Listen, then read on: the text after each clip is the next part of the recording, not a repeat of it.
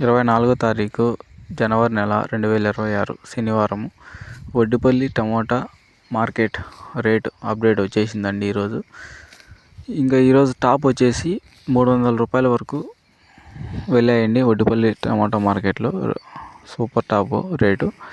ఇంకా క్వాలిటీ పరంగా చూసుకుంటే మూడో రకం కాయలు వచ్చేసి 80 రూపాయల నుంచి 130 రూపాయల వరకు వెళ్ళాయి.